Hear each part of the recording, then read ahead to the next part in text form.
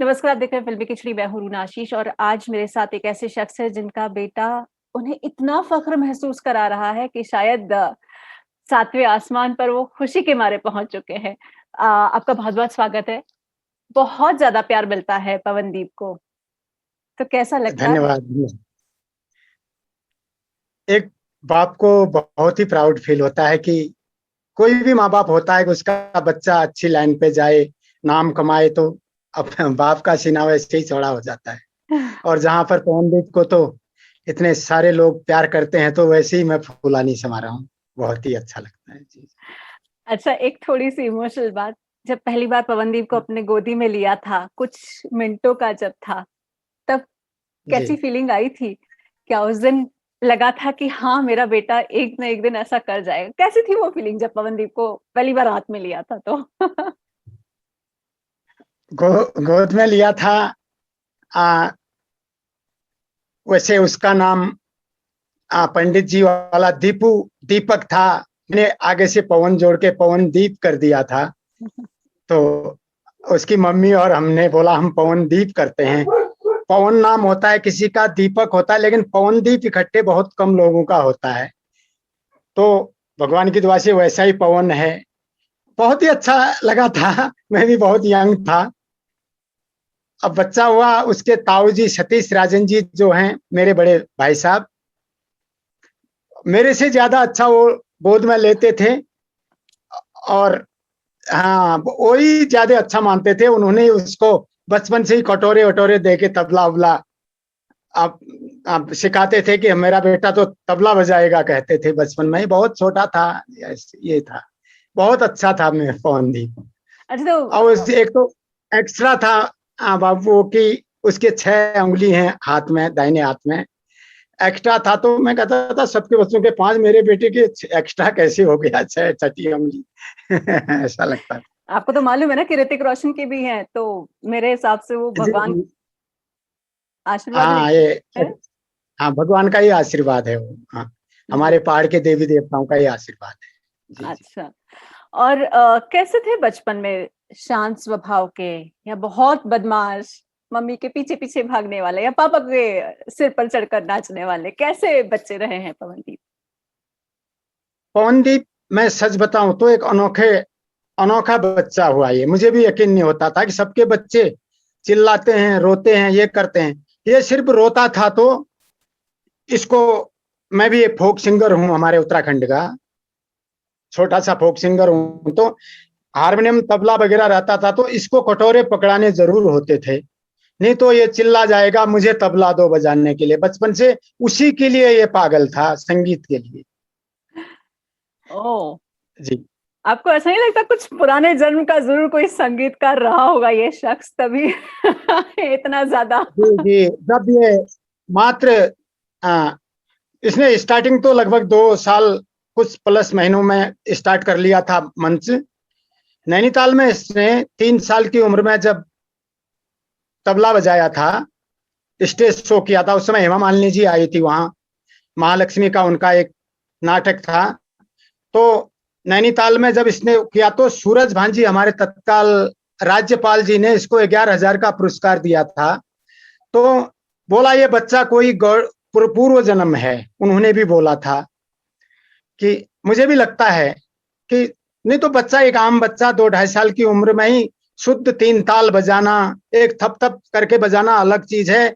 शुद्ध मात्रा में बजाना कोई गॉड गिफ्ट ही लगता था मुझे। ऐसा बिल्कुल, 3 प्रतीक। ताल बजाना बहुत बहुत बड़ी बात है उस उम्र के लिए, क्योंकि ये तो मालकोस मालकोस के लहरे पे अच्छा। एक हमारे, जी जी, मालको हमारे किरण प्रकाश अमरोही जी पुलिस में थे, वो दरोगा थे।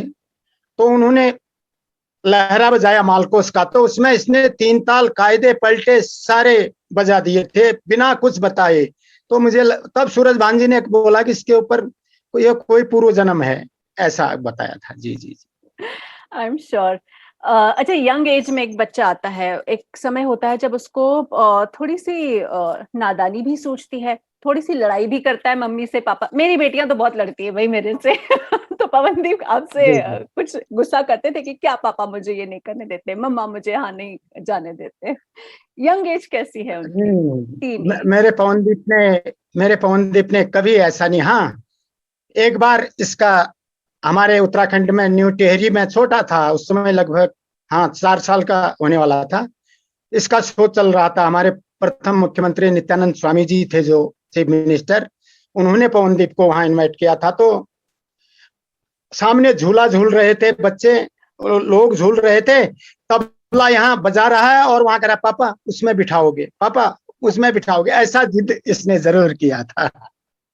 ये था इतना ये। जिद तो चलता है वो भी इतनी बड़ी जिद थोड़ी ना होती है पापा जी अच्छा पवनदीप में, हाँ क्योंकि आप भी संगीत जी से जुड़े हैं और जहां तक बता रहे हैं आपके बड़े भाई साहब भी जो हैं वो भी संगीत से ही जुड़े हुए हैं। सो जी जी।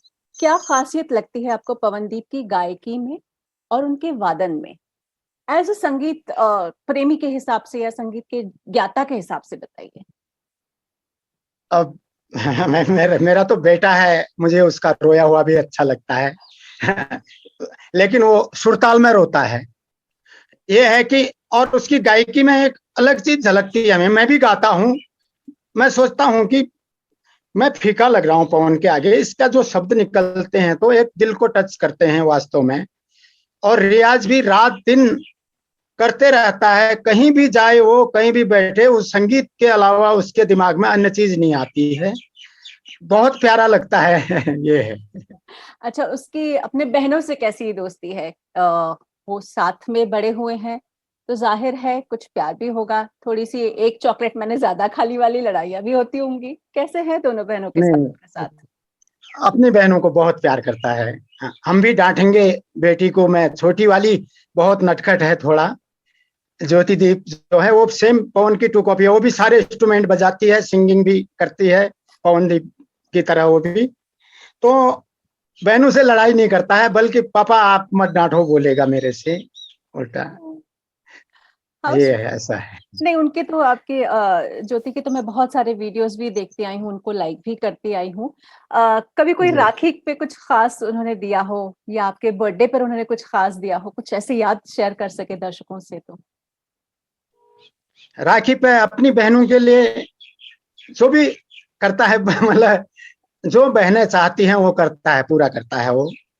बाकी अपनी मम्मी से बहुत ही प्यार करता है, अपनी मम्मी से भी, ऐसा है। वो तो हमने देखा है। इस बार जब जन्मदिन पर मम्मी के साथ वो नहीं थे या फिर शायद सिर्फ बात ही कर पाए होंगे क्योंकि उन्हें क्वारंटीन किया गया है। अब तो जी जी माशाल्लाह भी सब कुछ ठीक हो रहा है। तो मम्मी ने जी। क्या कहा? मम्मी ने कुछ दुआएं की? कैसे रहते हैं आप उनके बिना?